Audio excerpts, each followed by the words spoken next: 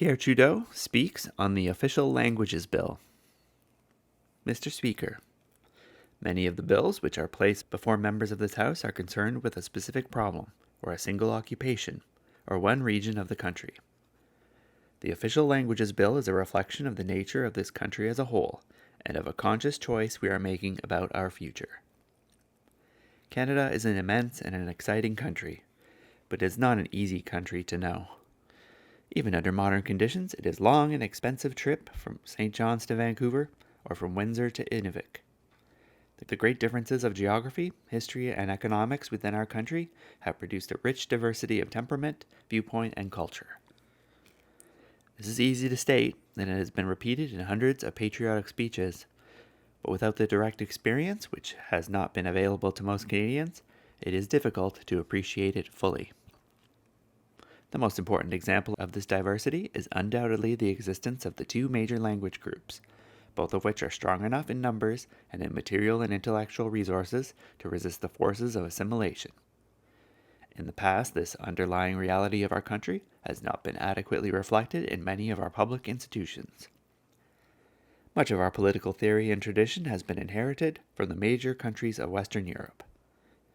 It happens that the majority of these countries are relatively homogeneous in language and culture.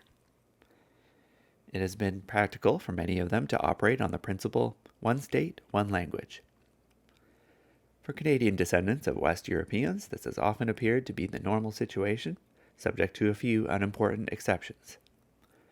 Even today, it is not unknown for a European statesman to offer advice on the future of this country based on such old world ideas. Looked at from a contemporary world viewpoint, it is the apparently homogeneous states of Western Europe which are the exception. Many Eastern European, Asian, and African states contain within a single political unit a great variety of languages, religions, and cultures. In many of them, this diversity is reflected in a federal system of government and in two or more official languages. In the past, multicultural states have often resulted from conquest or colonialism. In the modern world, many are based on a conscious appreciation of the facts of history, geography, and economics. In Canada, a country blessed with more propensity, prosperity, and political stability than most, we are making our choices methodically and democratically. In all parts of the country, within both language groups, there are those who call for uniformity. It will be simpler and cheaper, they argue. In the case of the French minority, isolation is prescribed as necessary for survival. We must never underestimate the strength or the durability of these appeals to profound human emotions. Surely these arguments are based on fear, on a narrow view of human nature, and on a defeatist appraisal of our capacity to adapt our society and its institutions to the demand of its citizens. Those who argue for separation, in whatever form, are prisoners of past injustice, blind to the possibilities of the future. We have rejected this view of our country. We believe in two official languages and in a pluralist society not merely as a political necessity, but as an enrichment. We want to live in a country in which French Canadians can choose to live among English Canadians, and English Canadians can choose to live among French Canadians without abandoning their cultural heritage. Those of us who have some experience of the difficulties and opportunities of this course are conscious of the risk. But if we are convinced that, as a country and as individuals, we must take it. French Canada can survive not by turning in on itself, but by reaching out to claim its full share of every aspect of Canadian life. English Canada should not attempt to crush or expect to absorb French Canada.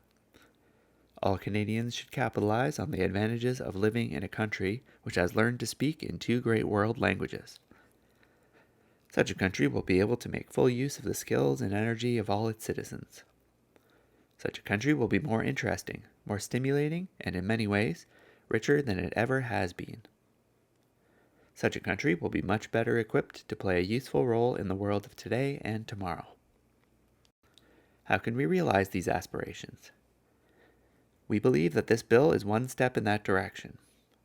It is not the first step, and, to place it in context, I will mention some others which have been taken since the appointment of the Royal Commission under Mr. Dunton and Mr. Laurendeau in 1963.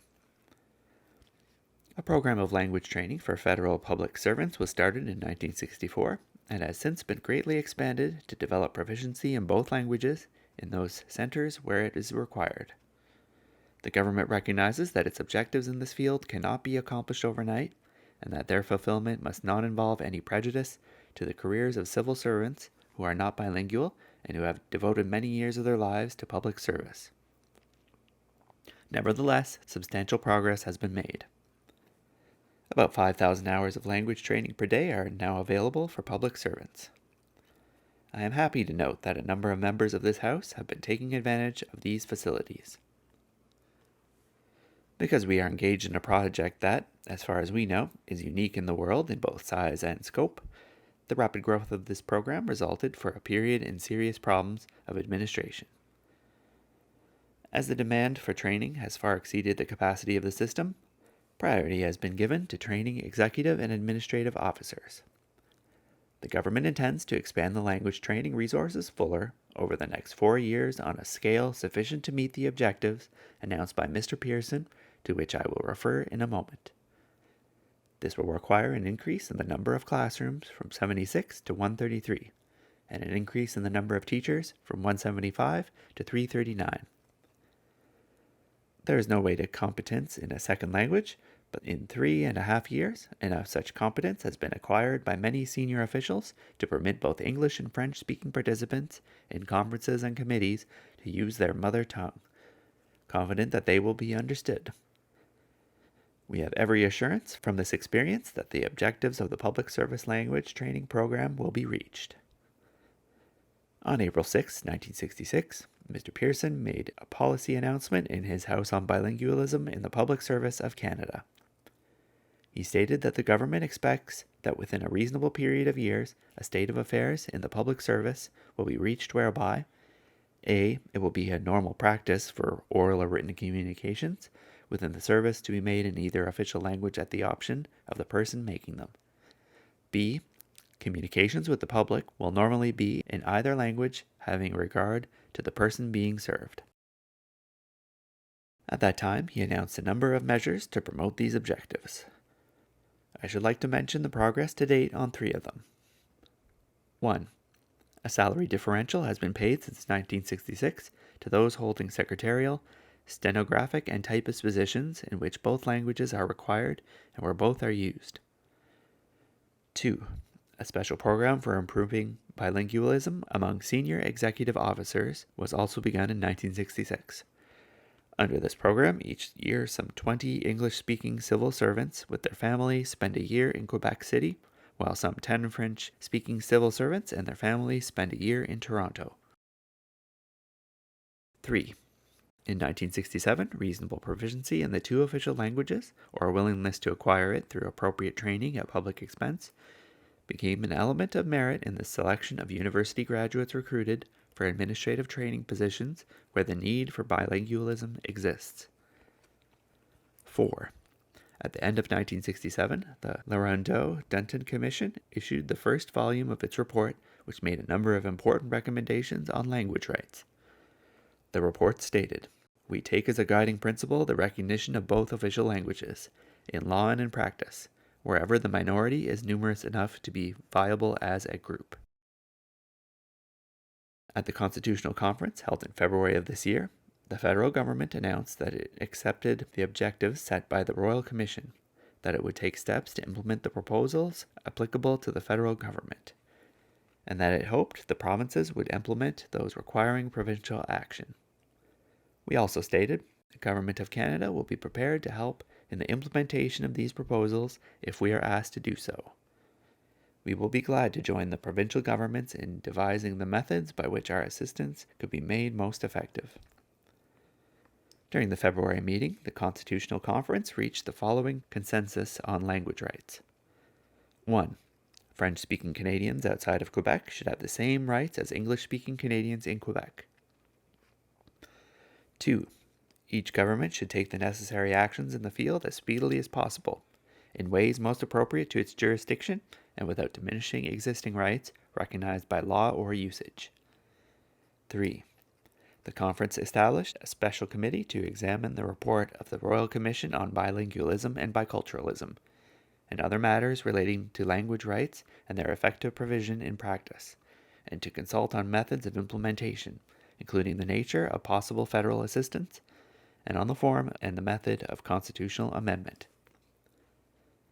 The conference also established a continuing committee of officials which met in May, July, and September, and will meet again next month.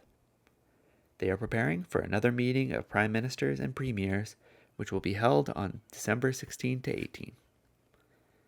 Today, resolution describes the Official Languages Bill, which will provide for the implementation of the Royal Commission's recommendations, which lie within the jurisdiction of Parliament.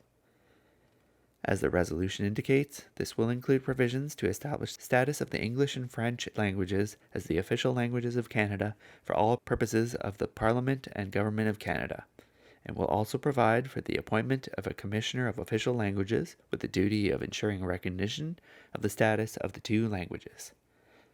It sets out for the first time the language rights of citizens in their dealings with Parliament, with the federal government, and with federal institutions, and the duties of those institutions towards the citizens in matters of language. We do not claim that this bill will take care of all Canada's needs in respect of French and English or other languages. It is important to point out some of the areas to which it does not apply. It does not, of course, amend the Constitution. I have often stated my belief that such amendment is necessary to guarantee the fundamental language rights of our citizens. It does not affect provincial jurisdiction over the administration of justice or any other matter within provincial jurisdiction. It does contain an enabling provision relating to proceedings in criminal matters, but discretion is left to the courts over its implementation. It does not regulate the internal operations of the government. Other statutes and policy statements deal with such matters as communications between one government employee and another, and bilingualism is a factor in employment.